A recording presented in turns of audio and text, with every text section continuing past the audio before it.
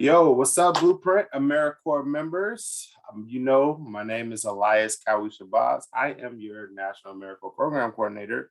And as always, today I am here with a very special guest to talk about life after Blueprint or life after AmeriCorps. And so we're going to get things started with some introductions. Lauren, could you please introduce yourself, the region that you serve in, and last but certainly not least, your role? Awesome. Yeah. Hi, everybody. I'm Lauren Losandre. I work in Commerce City, Colorado, and my role is the program associate in that region. Awesome. And so, we're very excited to have Lauren here with us today. Just kind of giving us some, her, standpoint, especially coming from, the Adams 14, Colorado region, what we feel, the benefits are to returning as a second year AmeriCorps member, specifically with our program and Blueprint, but, in some cases in general, right? And so to kick things off, um, in a few words, Lauren, could you explain, or share with us how you feel that, how you believe that a current AmeriCorps fellow returning could impact their success and, their professional future, maybe preparing them for some of that success in turn? Like how their role as a fellow right now can benefit them in the future. Not only that, but how them returning could benefit Oh, them and returning. impact them as a professional or their futures down the line. Am I Yeah. making sense? That make Yes, sense? you absolutely are making sense. I'm just trying to formulate it in my head.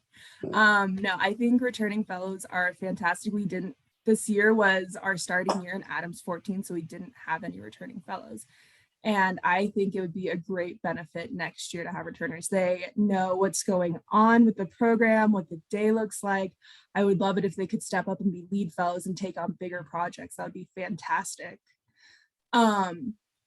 I think also having that flexibility is great, that they know what days look like, so they can essentially they can go with the flow and they can be able to be what we need them to be in that moment.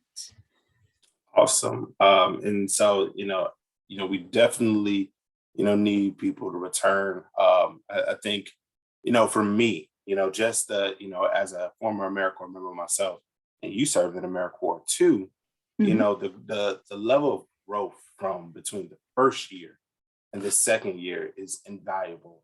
I literally couldn't be sitting here before you today if I had never returned for a second year. So, I definitely agree with you, and agree with just some of the benefits, from a personal standpoint that you receive coming back for a second year. And so, speaking, from a personal standpoint, what are some of the qualities that you think a potential returner should possess, that can make them a very successful AmeriCorps member that second year? Like I said before, I think flexibility is a big one. I know in our region, we are moving things around. This was our first year, so things are changing, and I would greatly appreciate their flexibility. Another thing is openness to feedback. They know how I work, they know how our site manager works. We can